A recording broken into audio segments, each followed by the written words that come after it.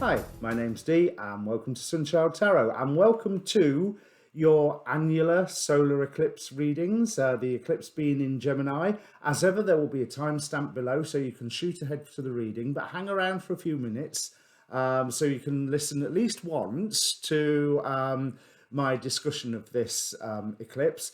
And also the other reason that I do it is watch your sun, your moon and your rising, especially your rising, just in tarot readings in general. If you know your rising sign, then that's the one you should more often not be watching. There is a link in the description to get yourself a free birth chart. I mean, there's dozens of sites on the web that will do that for you. But just a note about the reading, general reading rules apply. Timing is far from absolute, especially with this eclipse. But I'll discuss that in a few moments. But what you can do is ask a question beforehand. I'm not going to guarantee, but it is a Celtic cross that I'm doing. So it's got a bit of a past and a present. You'll be able to tell if the reading is for you or not. I would say take the whole reading or don't take any of the reading. Either the entire thing resonates as a unit or it doesn't. I mean, if it doesn't, go and watch your sun, go and watch your moon, or any part of your chart for that matter. Now, housekeeping, there is a link down there as well for the Facebook page for this channel. I post these videos here. I sometimes post the astrology weather forecast type videos that I watch, but I've been a bit remiss in that recently. But more importantly, it's got an inbox. So if you want to contact me directly for a personal reading, that's the best way to do it. There's a link tree down there, so you can find my Twitter and you can find my this, that and other. But the Facebook's the best method. So if you're a returning subscriber, thank you very much. If you're new to the channel, welcome. And once you've heard my stuff, feel free to press the subscribe button. You will be welcome.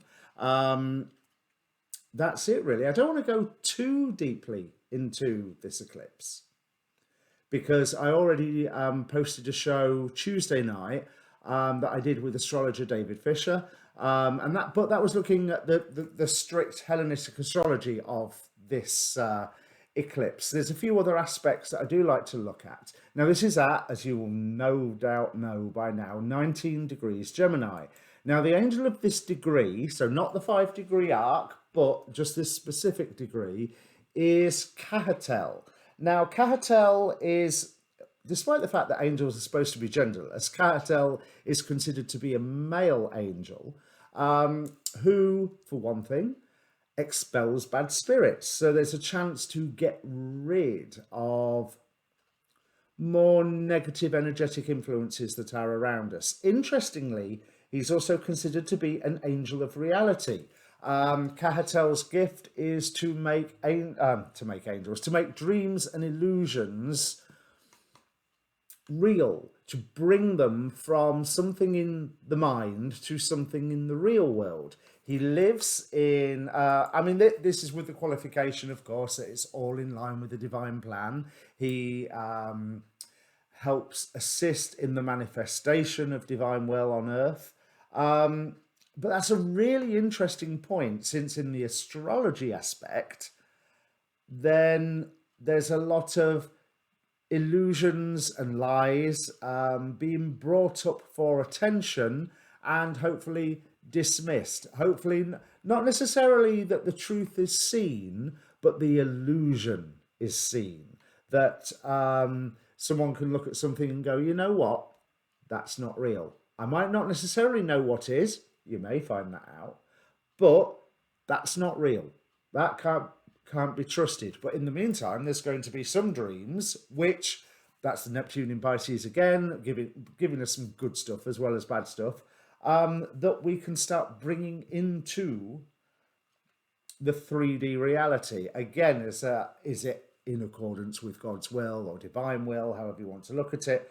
Cahatel's home is within Keter, the topmost or crown of Sephiroth of the Tree of Life. But he also has connection with Yesod, where he brings things down to the physical plane, hence that manifesting reality. And with the Keter aspect, also the dispelling of bad spirits. Now, I can't remember if I've said this already.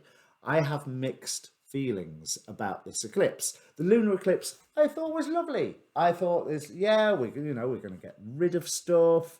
We're going to have a opportunity to do some shadow work and just discard some stuff. And there's pregnant new beginnings, poignant points of learning and stepping off.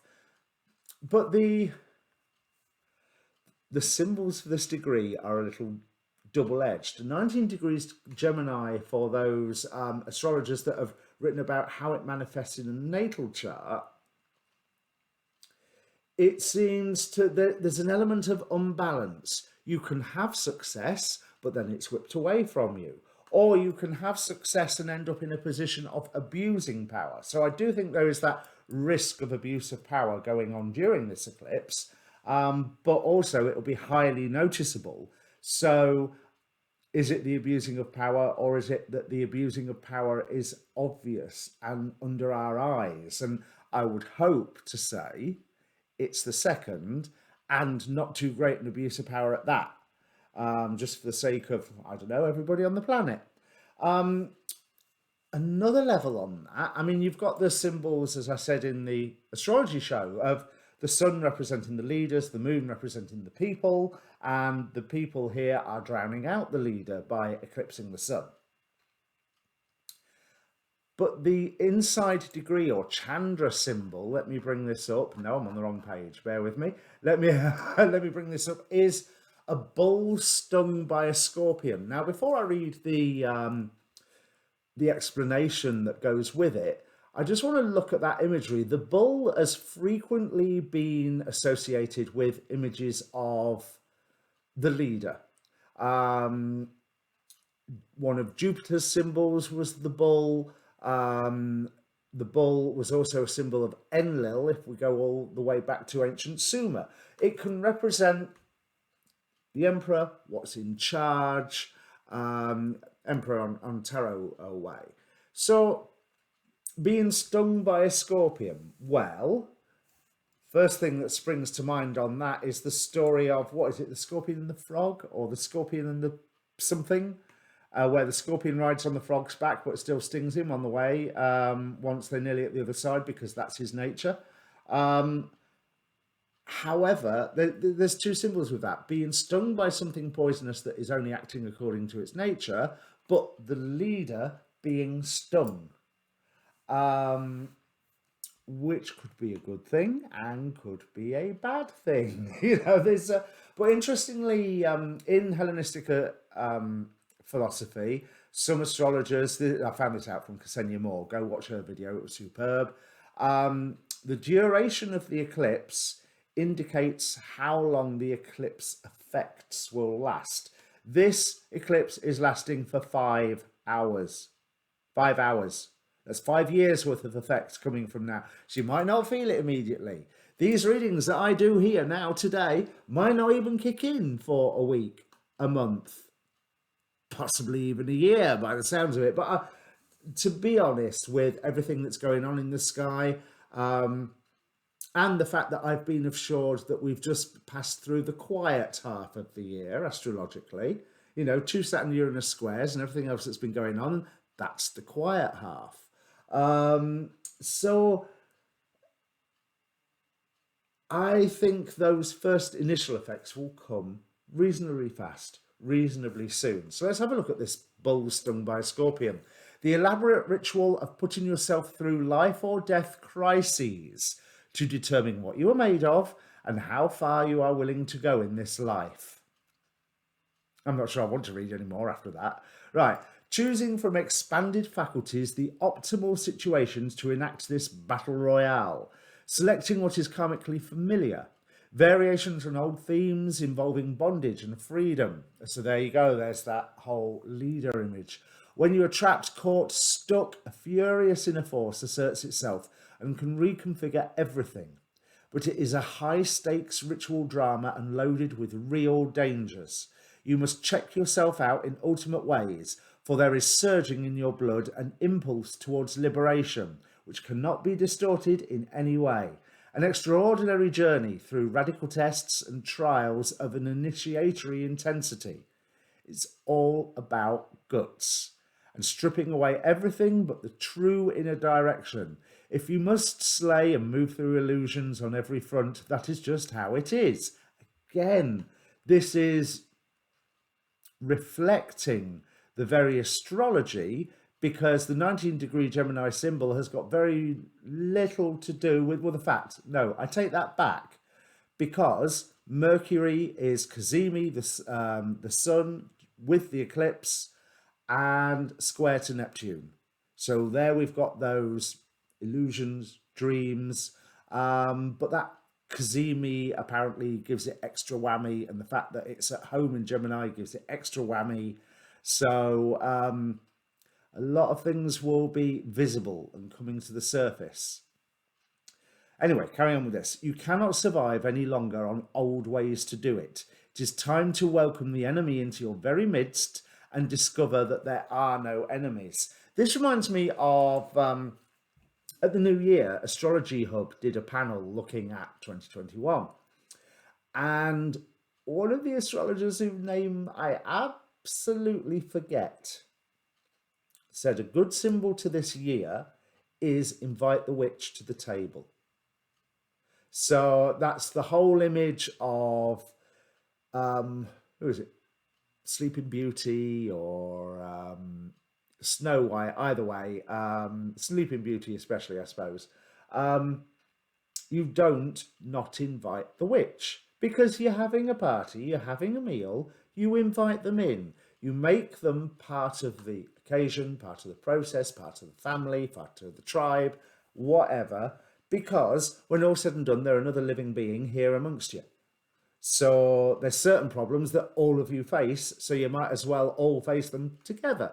And I like that, but I struggle with it, especially in such very, very divided times politically. Is there anything else that I wanted to... yeah, the readings that I've actually done, because I filmed some of them already, this bit that you're about to see. They all seem to be about setting something right and addressing issues. So I think that that's another indication that lots of things are going to come to the surface, and this is not going to be easy. But it should not be easy. Now, I'll put a link to the astrology show with David in the description down below. Obviously, while you're here, I would love you to subscribe, because I'm still a baby channel. I'm outgrowing my diapers at the moment, but I am still a baby channel. And thank you to returning subscribers, by the way. Give the video a like, share, subscribe, all that good YouTube stuff. You know the plot. Every single presenter says it. And I think that's all my housekeeping. So let me, rather than waffle more, bring up the cards. So, Leo, this eclipse is happening in your 11th house, which is where the cosmos grants wishes. It's all about luck, friends, social occasions. It's a very gregarious. Now, just have a look at these cards. Notice right in the center, we've got 2 towers. And so I have clarified it with 2 cards from the, what is it called? The Tower Takeover deck. So this is actually representing 3 of Cups and 10 of Cups. I know they look like towers on the camera, but every card in this deck is the tower. And then we have, for how you're feeling, we've got the Devil card. So as always, I clarified that with a card from my Demon Possessed Tarot. So that's enough of the technicalities. When I started shuffling this, I thought to myself, please let me give Leo a good reading, because I've given Leo some crappy readings over this past year. You know, let's hope that there's some good news. And as I was shuffling, I had the word culmination come into my mind. And then I turned the cards over and I saw what they were. But I want to point out that you are supported during this process. This eclipse energies are promising. They're promising a new beginning. I can say that. But then it's a tarot reading. Every tarot reading promises a new beginning. But it's one that is not going to occur without some destruction first. Destruction that, if you asked a question prior to the reading, this may already been going on. I want to draw your attentions first to the base of the deck. We start with the Six of Pentacles, finding value in the experiences and studying what actually has value to you and what doesn't. Followed by Judgment, transformation.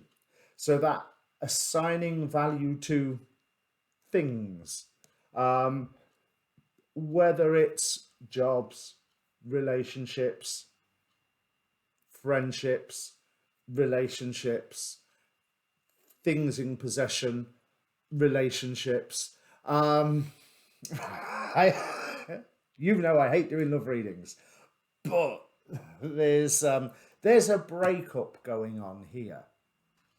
And with some of the, this could be a breakup with a job or a breakup with a friend. But in the context of some of the previous readings that I've given you over the past few months, part of me thinks, it's about time. Have you not broken up yet?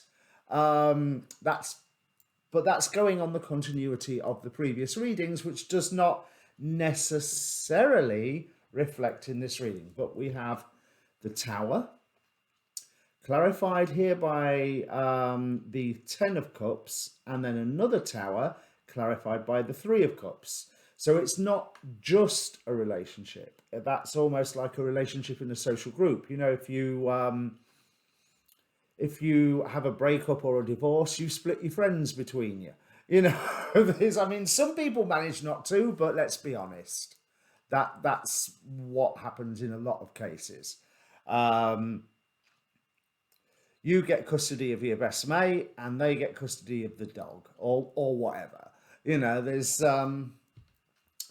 But with this all being started by the Nine of Pentacles, I also do get the feeling of, I'm all right with that. I'm in a position where I'm happy to stand on my own 2 feet. But this gets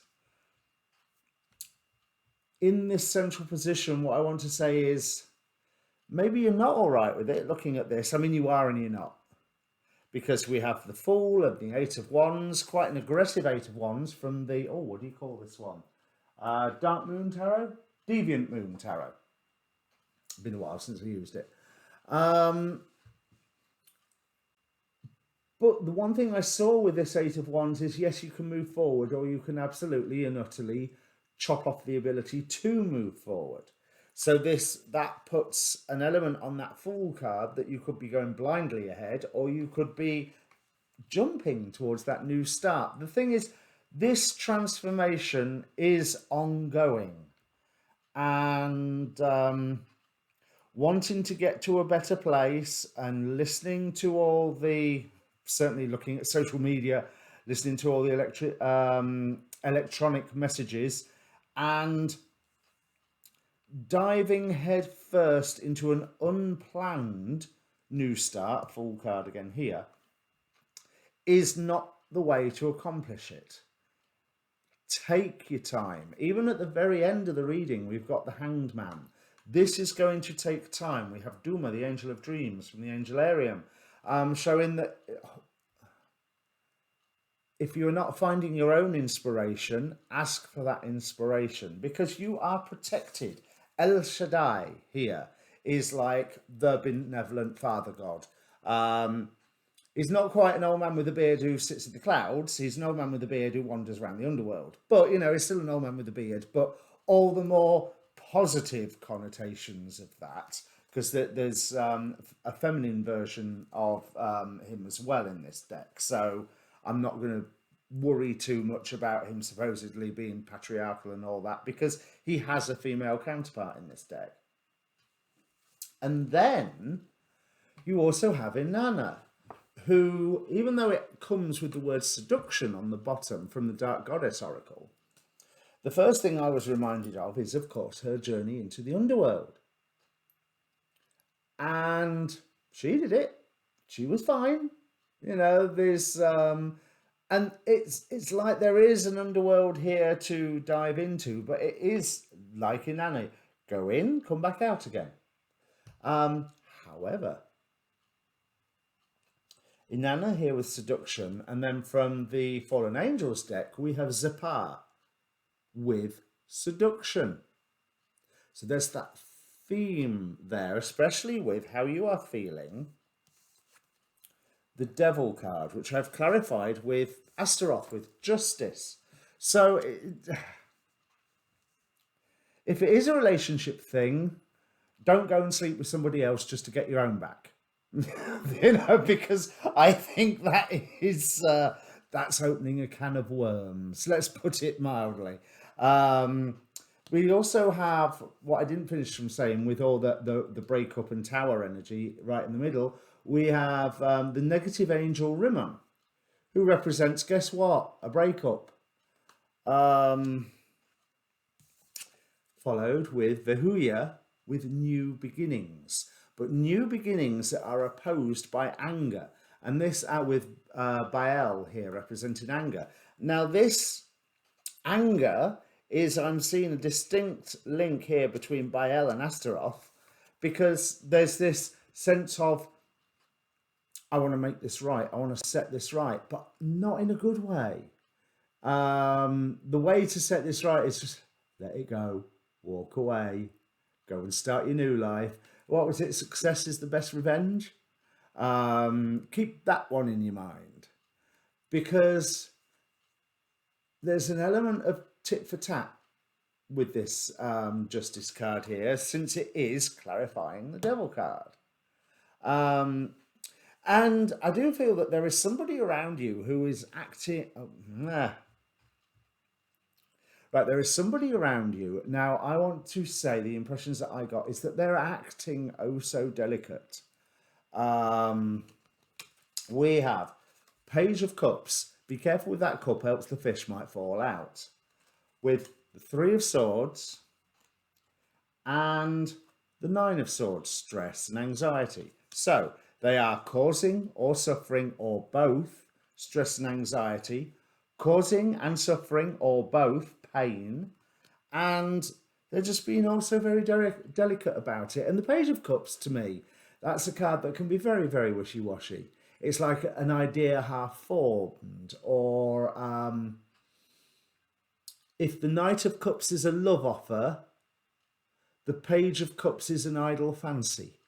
You know, so there's, and that, actually thinking about it, that has extra relevance really with the two seduction cards being here.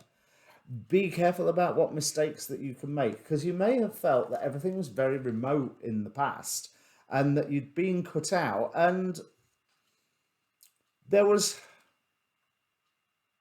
oh, that's interesting, Three of Pentacles, which is all about recognition. But the phrase that popped into my head with this Deviant Moon Three of Pentacles is much like how people talk about the Democrats in America, a circular firing squad. Notice they are each sculpting each other. Let me move that. There you go. They are each sculpting each other. So that there's this ever-feeding chain of energy going around, which may have been supervised with this Queen of Swords here, but that this Queen of Swords,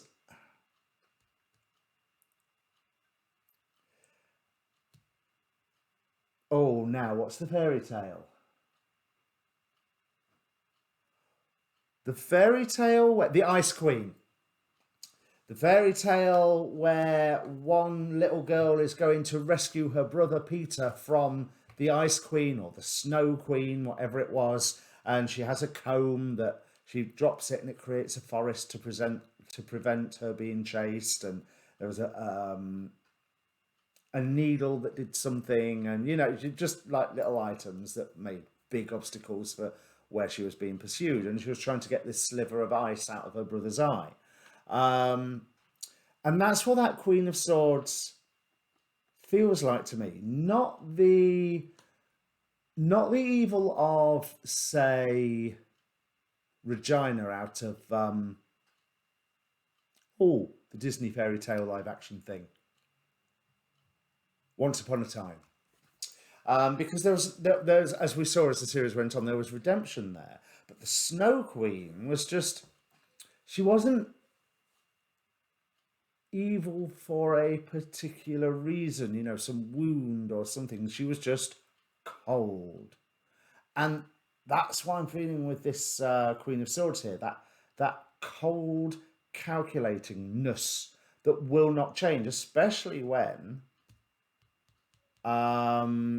clarifying the star, which indicates the coldness of space, the remoteness and distance that can go on. Yeah, it felt like a wish come true to start off with, and then you found what situation you had plonked yourself in, and there was just, it was going around in circles. So what Spirit is saying is, Four of Pentacles, protect yourself. Get yourself to a new, better place, which is what you need to do, what you want to do, and what you need to start planning to do, because they are giving you, with the Chariot, the ability to get there as well. So this is why all these towers right in the middle of the reading partly make me go, oh, blooming Nora. But also, it's about time. It really is. Whereas here at the bottom, yeah, you can play that Queen of Swords card for card with the King of Swords here, but the battle is already over. It's already been won, and there's a new dream, a new, I don't want to say a new love, and even if there is a new love, be careful because of these seduction cards and that weird motives. It turns a new love into a rebound relationship. You need to take time before you dive into something like that. But this doesn't necessarily feel like a new love as in another person. It feels like a new dream to search forward on, or a new form of self-love which hadn't been present. Now, don't think that any of the arguments or debates resulting from this breakup, so say if it's with a job, there may be contractual obligations that still need to be sorted out. There could be pension plans to unravel, or NDAs to do something about. I don't know much about NDAs, but I know they exist. But again, Five of Swords here again.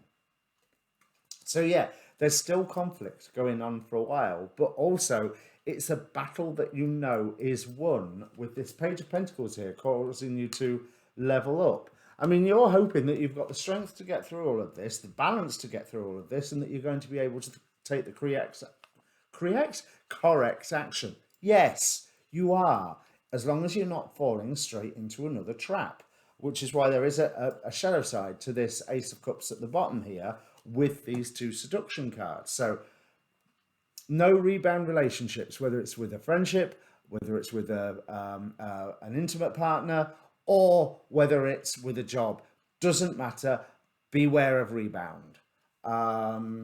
Because this is going to take time. You are being forced by Spirit to look at the world differently, and to take some time to allow yourself, to give you the insight, High Priestess here, to really nurture yourself, Queen of Pentacles, and finally get rid of all the stress and the drama as shown by this Eight of Swords at the very end.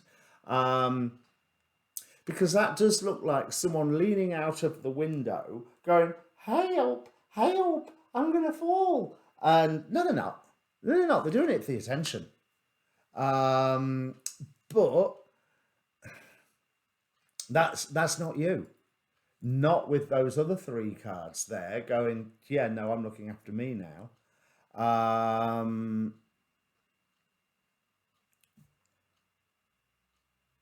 But with that El Shaddai, and as I say, with the guardianship of Inanna, seduction aside, with the guardianship of Inanna, as you go through this underworld, with El Shaddai who greets you there and guides you and gives you the information that you need, you can really absorb the lessons of this Hanged Man card and come out like Odin did, with a little bit of wisdom, or in Odin's case, a lot of wisdom.